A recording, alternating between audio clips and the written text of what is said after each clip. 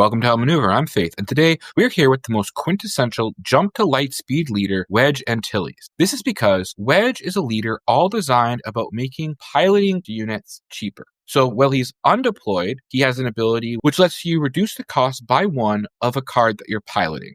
He does deploy and can pilot on one of your vehicle units with a +3/+4 upgrade that on attack lets you reduce the cost of the next pilot card you play. A quick note about the two differences here. Well, his undeployed side only reduces the cost while you're using the piloting effect. When he's deployed as an upgrade, he does reduce the cost of the next pilot you play. Now, these two sound very similar. The difference is when he's deployed and you get that effect, you can play the pilot card from your hand as a unit and it will cost one less, or as an upgrade and it'll cost one less. Where when he's undeployed, it does not work when you play that unit on the pilot onto the ground. I have found that Petronaki Arena is the right base for this deck. The reason is that, well, something like Nabat Village can be really good at helping you find the pilots that you want for that early game play. I do like the extra damage that we get with Petronaki Arena, and we're going to be building this deck in a way where we're going to try to win the game early, hopefully on the turn Wedge deploys, maybe one turn later, and so that every little bit of damage is going to help us get towards that end goal. Another reason that when we're going to talk about why we're playing Petronaki Arena as opposed to other bases is when we're talking about why we're playing yellow. And I have seen some Wedge decks that people have been posting that go towards the aggression aspect. And I've seen bases like Thermal Oscillator, Tarkentown, or even a generic red base. And well, aggression does give us some really nice early ships like Red Squadron Y-Wing or Green Squadron A-Wing, and does give us very good finishers like Trench Run. I personally find that if I'm building a kind of hero red space deck, I really like Luke Skywalker, and I think that Luke's a better fit for those cards. One of the most important reasons I think that Cunning is the way to go with Wedge is honestly Millennium Falcon. Falcon is amazing with a leader that deploys as a pilot. That's because it enters ready. A lot of the times, the problem you're going to face is if you put a bunch of units in space, your opponent knows that Wedge wants to pilot them. And so they're going to do everything they can to stop you from having your units ready to attack the turn you deploy by either removing them or by exhausting them. Play this Millennium Falcon that's readied and then equip Wedge onto it and be starting attacking immediately. Another thing you might want to think about when building this deck is, do you want to base it around a tribal synergy? So something like Wing Leader would be a great choice if you want to really lean into that rebel theme. Something like an Admiral Yularen, which makes all of your heroism units have extra health, can be nice in keeping your units alive. However, it does kind of slow your game plan back a little bit, and it's not really a vehicle to deploy onto it. Finally, if you want to make your deck a little bit more late game, something like the 6-cost Millennium Falcon can be a good option for you. However, I want to win before I reach 7 resources, and so this Millennium Falcon isn't going to do everything that I'm going to want to do in this deck. Since Wedge is a leader all about pilots, let's start off there. So on the screen now, I have 8 pilots that you might consider using. Starting off with Dagger Squadron Pilot, we just have a generic 1 for a 2/1. But the thing to remember is that these cards that have 1-cost piloting are great with Wedge because Wedge can reduce that cost always. So essentially makes it a free 2/1 upgrade. Next, we have Nien Nunb, which is the quintessential of the pilot mechanic itself. And because Wedge is a deck which wants to have a bunch of pilots, Nien Nunb is an instant 3 of in this deck in my mind. It's just going to make our unit stronger for each pilot that we have. After that, we've got a really solid one, R2, pilot cost of 0, and it allows us to play an additional pilot on our unit. Again, with Nien Nunb, I think this one is pretty close to wanting to have 3 of. Now we go into some of the other pilots that I really like. I'm a big fan of Anakin Skywalker. He does cost 2 to pilot and has this interesting effect of when your unit attacks, it can go back to your hand. I like this because we can play it early so we can get out one of our ships a little bit earlier. We'll talk about it a little bit later. And then we can continue to play this on top of different units. As well, it has a really fun potential to help us end the game by continually attacking, bouncing it back to our hand, playing it, attacking, bouncing it back to our hand, playing it, for us to just deal some extra damage across multiple attacks. After that, we've got Luke Skywalker. Luke is a great pilot because even if the ship he's on is defeated, he can go to the ground arena and will allow us to have another board presence even after our unit is defeated or return to our hand. Luke still goes to the ground arena, just giving us a little bit more value and more board presence. After that, we've got Poe Dameron. Poe is a pilot. He also brings a ship with him. So by just playing this, we can have a 4/5 X-Wing token onto the field and have Poe piloting him or keep him as two separate units. Up next, we have Chewbacca, who is probably the best pilot. And what he does so great as a pilot is he protects himself against the biggest weakness of pilots. The problem when we have a pilot onto one of our units is that if they bounce the unit that we have piloting, then that upgrade often will get just destroyed. We talked about how Luke does get around that as well because he goes to the ground arena. But Chewbacca just simply allows it so that the card cannot be returned to our hand. And also, it also gives protection from removal. So they can't just destroy it right away. This is going to allow Chewbacca to be a very valuable pilot, particularly on turn 2, but even later game for us to just keep our units onto the board. And if we aren't deploying him as a pilot, we're just playing him, he is a 5/6 that can't be bounced or defeated. So he is going to represent some kind of clock.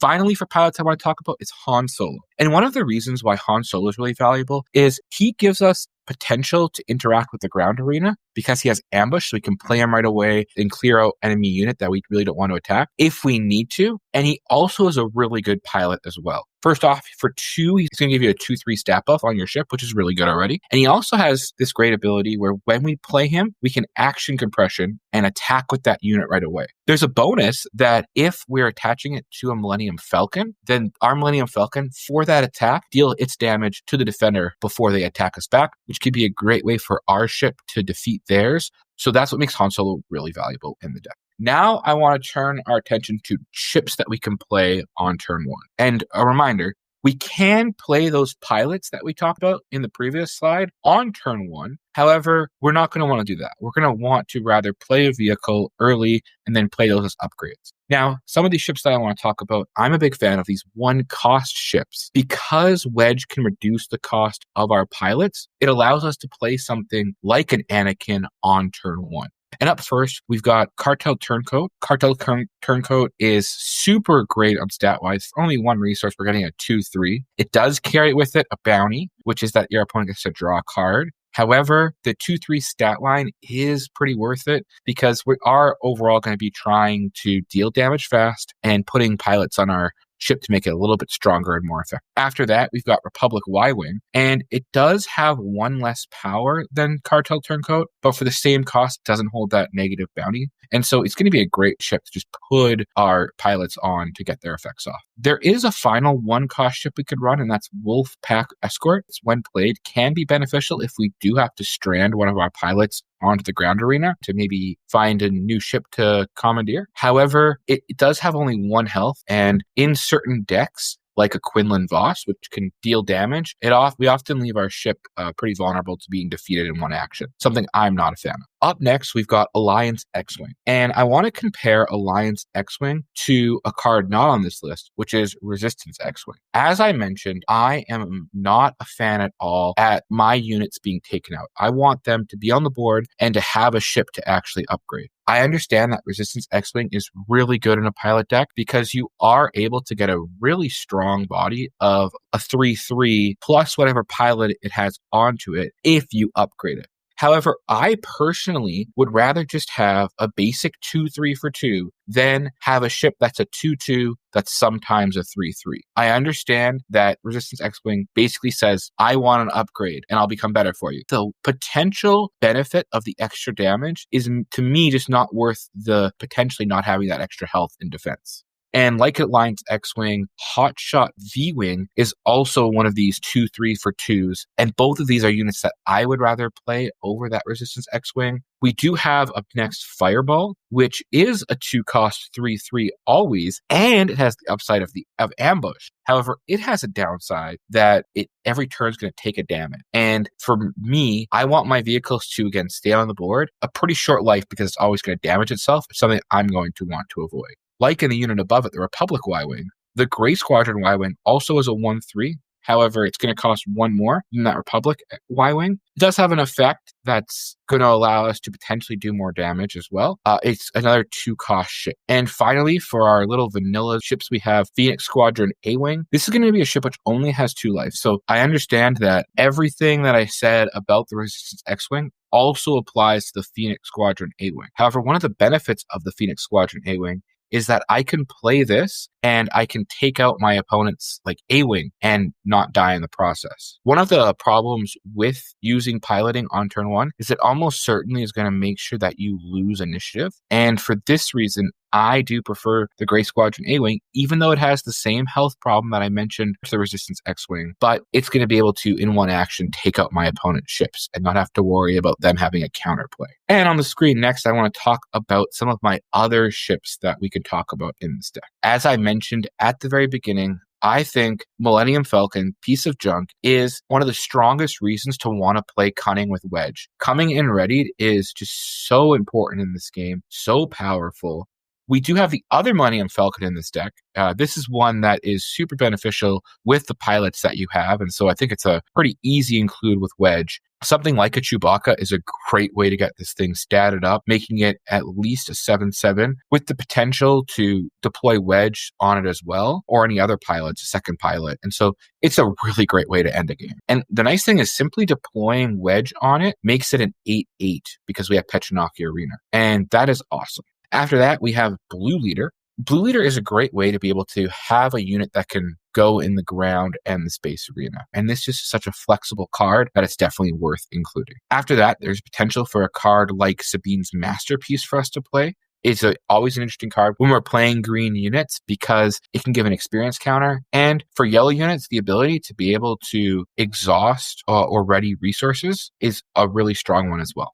Something like a Stolen AT Hauler could be something that we want to play if we want to have just a big unit on the board and really force our opponent to get rid of me, or else you're in big trouble. Red Leader is up next, and this is a card which I think Anakin loves. That's because playing Anakin onto our ship, triggering Red Leader's effect to put a token into play, and then attacking with our Red Leader, again returning Anakin, and again playing Anakin onto Red Leader, creating another token. So things like this I think are really valuable for Red Leader. After that, we've got Bright Hope. Bright Hope is just a great Sentinel ship. This is going to help us really protect some of our other valuable ships that may be low on life for doing combat in the space arena. And I think it's also a great option that to put our leader to pilot onto, because it would essentially make our Bright Hope a 6/10 if we do that. And 10 health units are really hard to defeat in this game.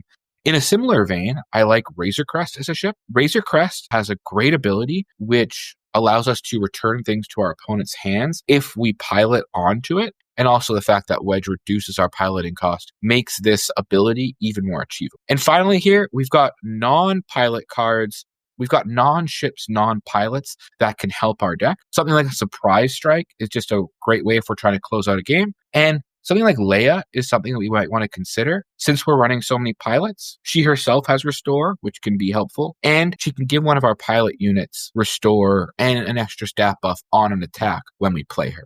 Now, with all those things being said, here is the deck that I've been playing. I prefer my vanilla creatures of Vanilla Squadron A-Wing and Alliance X-Wing as the backbone of my 2-cost ships. I also like the 1-cost ships of Republic Y-Wing and the Cartel Turncoat. On turn 1, I also like Nien Nunb and R2-D2 and Anakin Skywalker as my potential turn 1 pilots. From my testing, I prefer Surprise Strike over Leia. I like the consistency that Surprise Strike gives me anytime I need it of just a flat 3 damage, where Leia does require you to have a pilot, which I find too burdensome in the deck.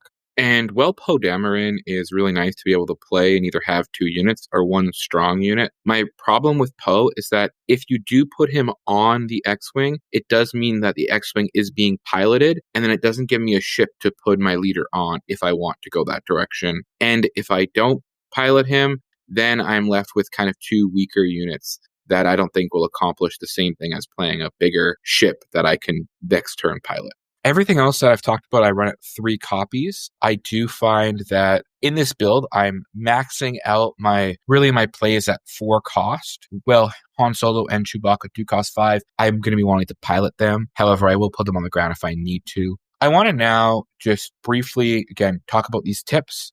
As I mentioned earlier, there is some combinations of units which we can do to get Red Leader out on turn 2. That would be playing either of the 1-cost ships plus Anakin on turn 1, or playing our 2-cost ships plus Neenub and R2-D2 on turn 1. I do prefer the Anakin because it allows me to potentially get multiple attacks off and multiple equips onto Red Leader. I want to also talk about some things you're going to have to worry about. With Jump to Lightspeed and the introduction of pilot leaders, we are seeing decks run some more upgrade hate. I'm on the screen here disabling Fang Fighter, but something like Confiscate or Aggression are other cards which remove upgrades, and this upgrade removal is going to be great against pilots. Particularly, some of these effects are also going to defeat leaders. A 1-cost Confiscate defeats your Wedge if he's upgraded to one of your ships. As well, a card like Bamboozle, which can potentially be free if they discard a cunning card, also defeats your leader and returns any other pilots that you have on the ship to your hand. Because your leader can never go to your hand, it instantly is just defeated and it loses its epic action. It's for this reason that you have to be really careful, in my mind, about how and when you deploy your leader. I don't think these cards mean you can never play a piloting leader. I just think you have to be smart about it. When you have 5 resources, you have to ask yourself, how important is this game state if I lose my Wedge? And if my opponent is playing a cunning deck, and they might be playing Bamboozle, particularly if they're playing Cunning Heroism, maybe it's worth it for you to deploy Wedge onto the ground, because then he won't be instantly defeated by the Bamboozle. If it's worth the risk, maybe you do want to deploy your Wedge, and then they can play Bamboozle, and then you attack with your other units. And yes, your leader's defeated, but your other units get through. It is going to make it a little less straightforward when your opponent can potentially have these answers. And as the meta evolves, that will require different strategies to play against. However, it does not mean that you cannot use this deck, and it does not mean that you can't outmaneuver your opponent. Thanks, you guys, for checking out Wedge Antilles' Cunning deck. Let me know how it works out for you, and we'll see you next time on Outmaneuver.